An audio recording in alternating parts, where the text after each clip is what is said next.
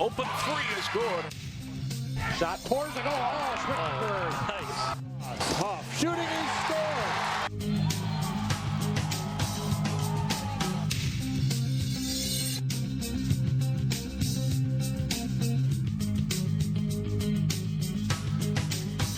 Welcome to the season premiere of Sports Jam. I'm John Jacobson. And I'm Jay Wilcox. Thanks for joining us for another season of the Jam.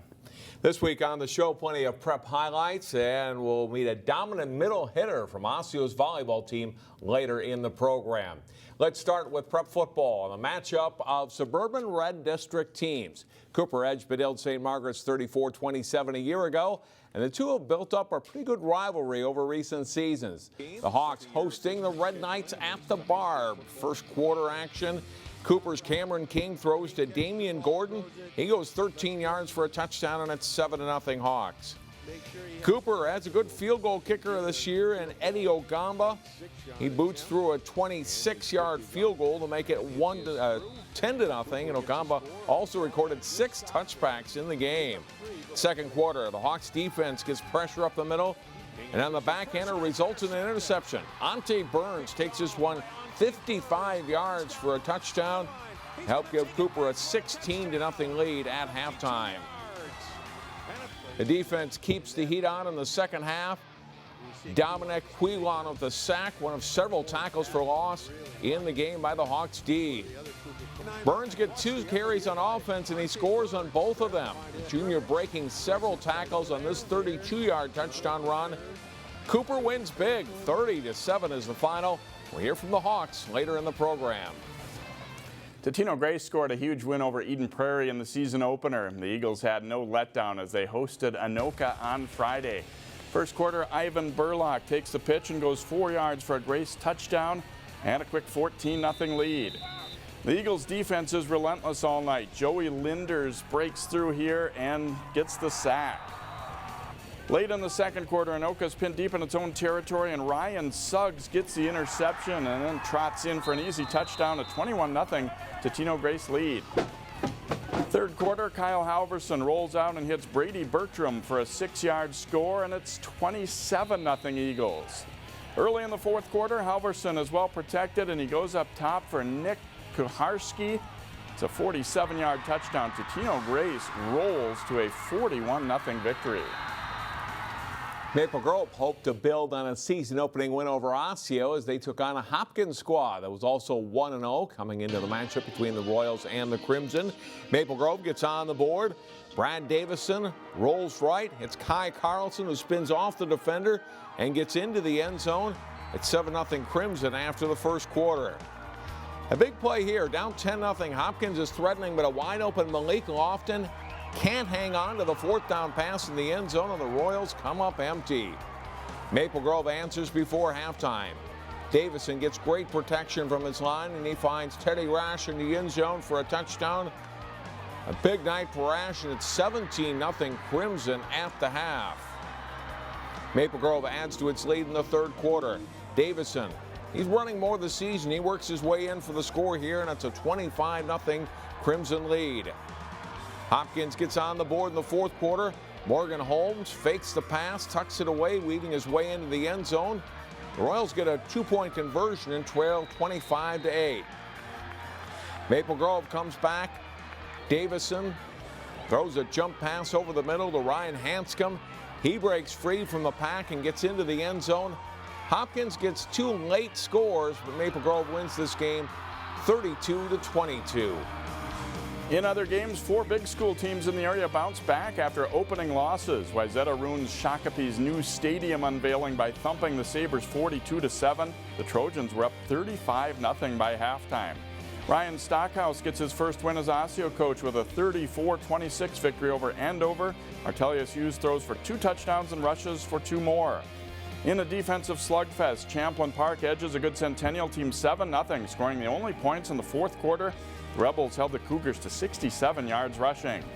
Armstrong throttles St. Louis Park 41-19. Cartier-Reed and Jesse Sherwood averaged over 9 yards per carry each and totaled 287 yards rushing. The news isn't as good for Park Center. Spring Lake Park beat them twice last season, and the Panthers take this one 35-8. Quarterback Zachary Ogile ran for 217 yards. Meanwhile, Breck bounces back from a loss to Providence with a 38-6 win over Concordia Academy behind quarterback David Roddy's big game. Champlain Park's volleyball team is coming off 2 straight state tournament appearances.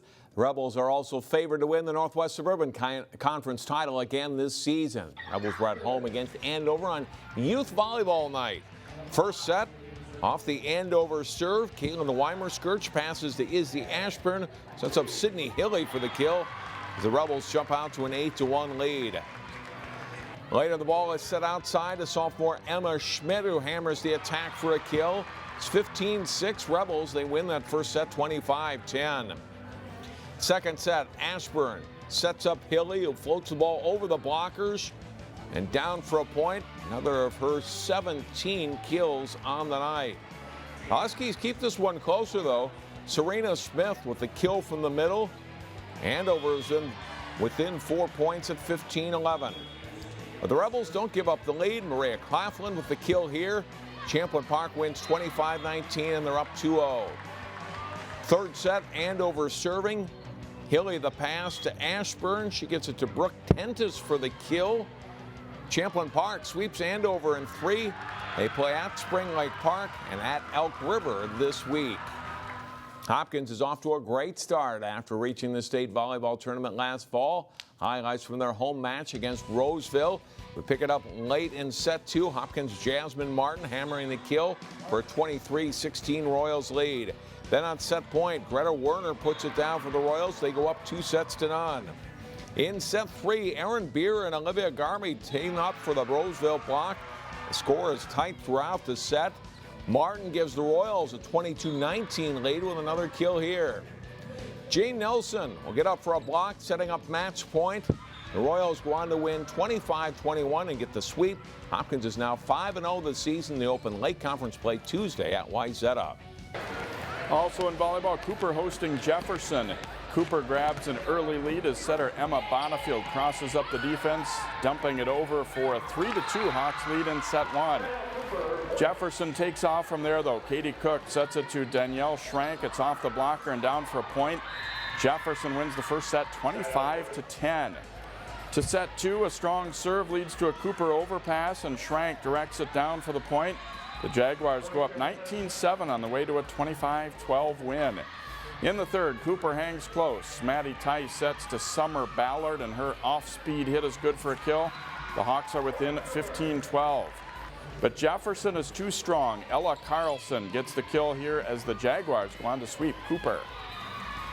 In girls swimming and diving, Armstrong is off to a solid start in this 2016 season. Maple Grove Crimson hosting the Falcons in a Northwest Suburban meet. 200 medley relay, Armstrong and anchor Danielle Fredrickson breezed to a win in a time of 1 minute 57.92 seconds. The 200 freestyle race is close. Bottom of the screen, Armstrong Sierra Smith edges Maple Grove's Rose Gallagher by 6/100ths of a second. The Falcons keep it going in the 200 IM. Grace Wolschlager cruises, winning by 7 seconds. Her time 2 minutes 17.04 seconds. In the 53, Armstrong Samantha Sherbet holds off Hennessy Lockstead of Maple Grove for the win. Now to diving, where Maple Grove's Allison Schulte is consistent to win easily. Her total 211.40 points for 6 dives. The Crimson take the top 3 spots. Back to swimming, Maple Grove's Anna Ganser wins the 100 freestyle, but it's not enough as Armstrong wins the meet, 103-80. Wayzata is the 3-time defending girls swimming and diving state champion, but the Trojans will really be tested by a couple of their conference rivals this season. Host Minnetonka rolls to a win at their own invite with 660 points. Wayzata is a strong second at 452 with another lake team, Eden Prairie, placing third. Breck is fourth with Maple Grove 6th, Hopkins 8th, and Osseo is 9th. And John, it looks like the Lake Conference might be pretty likely to be dominating at the state meet coming A lot of great swimming programs in that conference, no doubt. Straight ahead here on the season opener of Sports Jam, highlights from a big cross-country meet, plus tennis and soccer. Stay with us.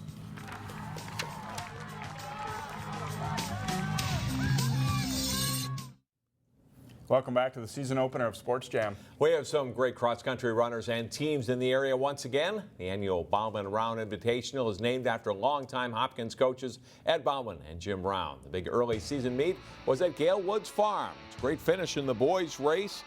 Hopkins' Seth Eliason, Minnetonka's Matt Wilkinson battling to the finish. Eliason pulls out the win. Royals' Paul Weiler takes 6th place in the race with a late kick. Minnetonka wins the team title with Hopkins second. Girls race, Chanhass's Anastasia Kornazowski is the runaway winner. She's followed by a trio of Wilbur runners. Cardinals win the team title. Our top local finishers, Hopkins' Renee Anderson and Elizabeth Klecker, who take 7th and 8th place respectively. The Royals finished 5th as a team. Now to girls tennis. It's the first sport to get into competition in the fall, and local teams have already played a good chunk of their regular season schedule. Osseo playing host to Cooper in a non-conference match. Osseo's Carissa Erickson and Emma Smith in the far court in the number 2 doubles match against Tao Hong and Kayla Johnson. Smith splitting the Cooper duo with backhand, and the Orioles team rolls. Second singles, Osseo's Anna Zeltinger comes to the net. Nochi Yang tries to lob over her, but Zeltinger hits the overhand winner. Yang wins, though, with the match in 3 sets. Number 1 doubles, Jessie Rodriguez serves for Osseo. Her partner, Julia Gepp, with a volley that's returned into the net. The Osseo duo wins 6-4, 6-4 over Caitlin Gisvold and Ella Tauchi. Cooper's Danielle Ujigbu in the far court with a couple of backhands on her way to a win over Maddie Marash. But Osseo takes this match 5-2. Also in girls tennis, strong small school squad Brack took on the team from the state's largest school, Wayzata. Highlights from this one: 1 doubles. Sam Stevenson serves for Wayzata, setting up the overhead winner by partner Sydney Stern. Then a nice cross-court return by Stevenson sets up another smash winner by Stern, and they win the match in straight sets. Number 2 doubles, Ivy Garvis with a return for Brack, and Katie Schmoker finishes the point with a volley winner. They take their match in 3 sets. A good point at 1 singles between Breck's Paige Olawu and Wayzata's Ava Marco will ultimately gets the volley winner. Another good rally will go Marco's way thanks to a pretty passing shot that drops right in the corner, and she'll go on to win her match at first singles. Number 2 singles, Josie Fernandez for Breck, Emily Reisman for Wayzata. Fernandez with a big forehand winner. Reisman will come back with a forehand winner of her own, but she loses the match. On to 3 singles play, hard fought between Breck's Sophia Martin and Wayzata's Jasmine Brewer. Martin takes the short ball here for the backhand winner. A long rally will end with a forehand winner coming up for Brewer. This match goes to 3 sets. Brewer pulls out the win. Wayzata wins it over Breck. 5-2 is the final. Now to soccer, where the Park Center boys eliminated Champlin Park in the Section 5 AA semifinals last season on their way to a state tournament berth. The Pirates and the Rebels met up Thursday night at Champlin Park. Park Center gets a free kick 6 minutes in, and Fuad Tahir sends the ball deep toward the Rebels' net. It comes out to Clement Kamara, who scores, and the Pirates take a 1-0 lead early.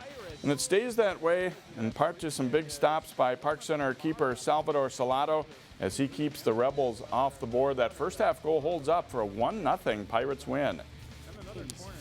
In the girls' game between those schools, plenty of scoring chances. Pirates looking for their first win of the season. Megan DuBois getting loose up the right side, and she scores. And Park Center has a 1-0 lead.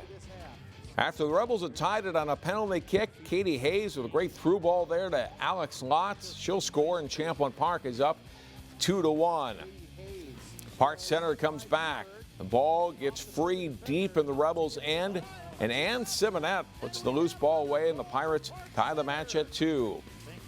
Same score in the second half. Lotz goes to work again, and that's her 3rd goal of the match. Champlin Park wins its 2nd straight. They beat Park Center 4-2. After 2 season opening wins, the Cooper boys soccer team has run into some tough opponents. The Hawks hosting Bloomington Jefferson in Metro West Conference play. Jefferson's Hunter Jacobs gets free and puts the close range shot in. The Jaguars grab a 1-0 lead, and they are just getting started. Eddie Ogamba, he plays soccer too, looks to create some offense for Cooper. He gets free, but Connor Meany snares it to keep Cooper off the board. Off a Jaguars corner kick, the ball comes out high, and J.J. Cruz Gonzalez drills a well-placed shot into the top corner to make it 3-0 Jefferson. Ogamba showing some great skill, eludes a couple of defenders here, but his shot heading just wide. Meany isn't taking any chances, dives on this one for the Jaguars.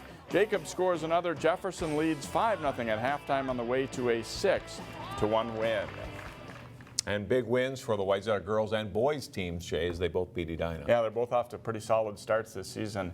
Coming up next in our Sports Jam Spotlight, meet an Osseo senior who is part of a very talented class in volleyball.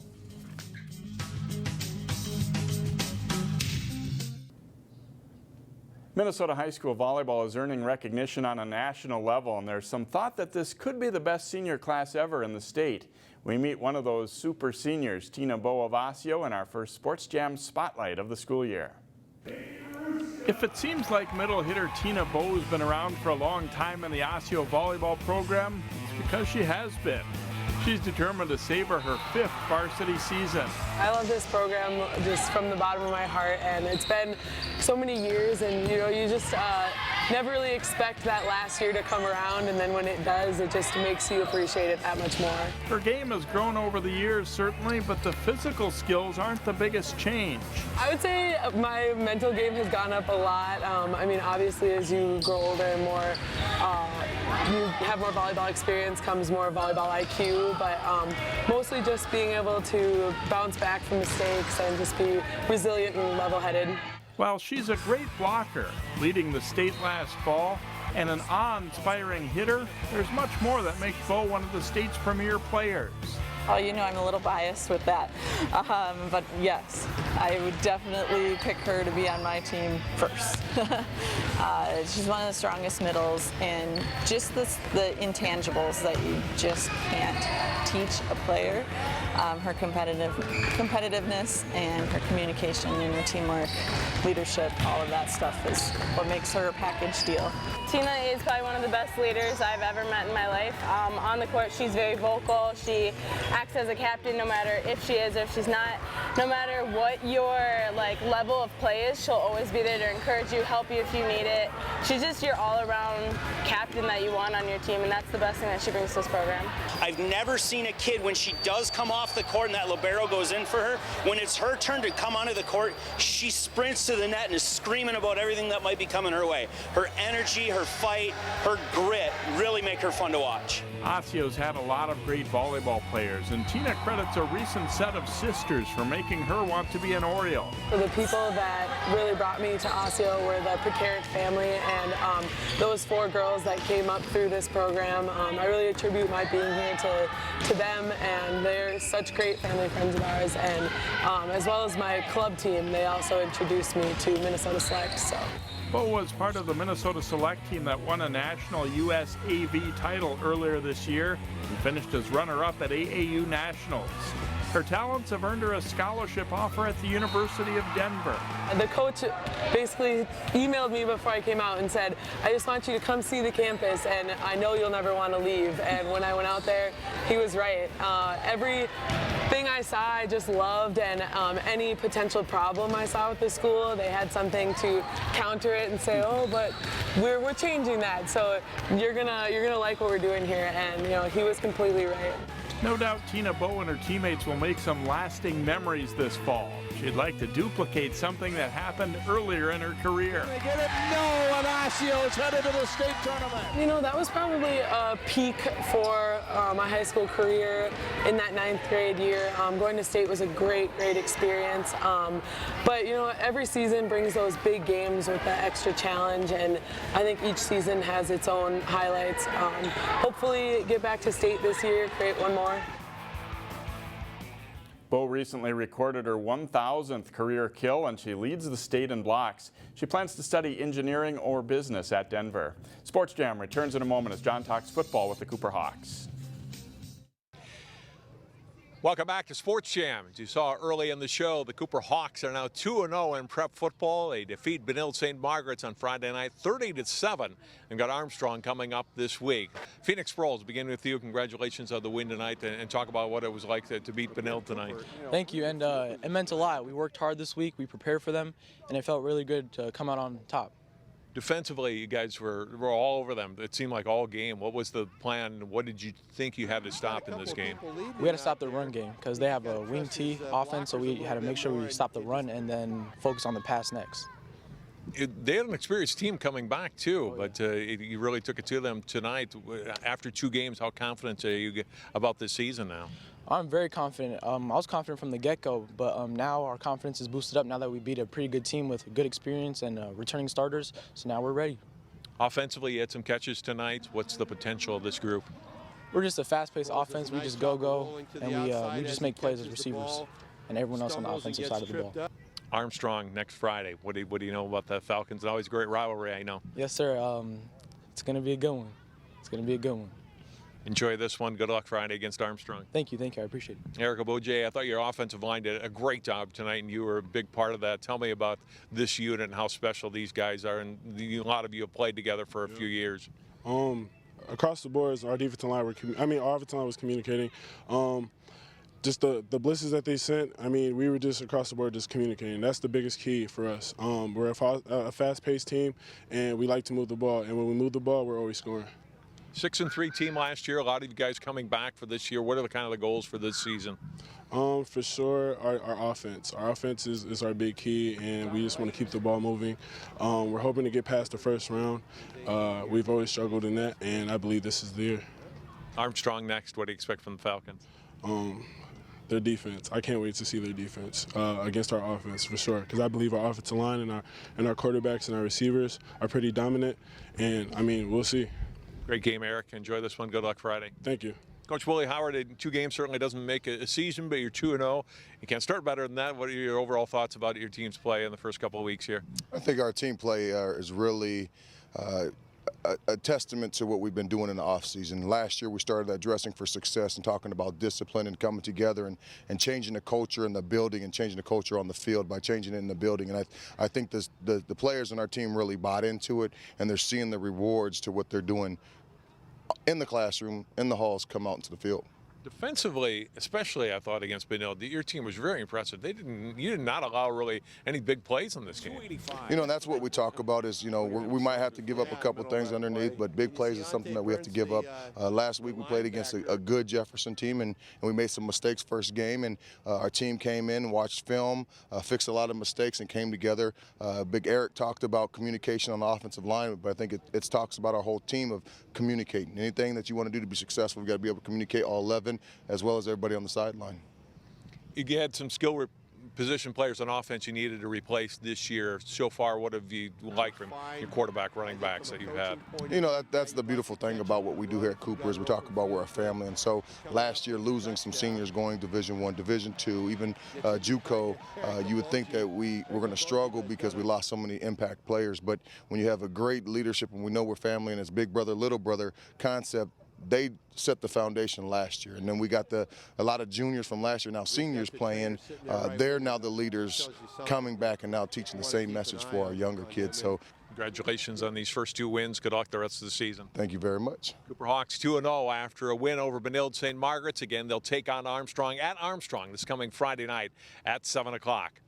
We'll be back to wrap up Sports Jam after this timeout.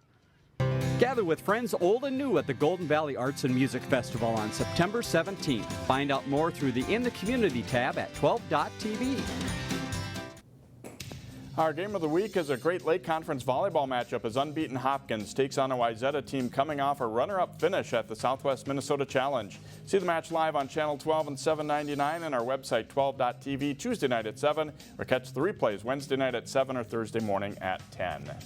And that'll do it for this week's show. Should be a great season ahead. Thanks for watching.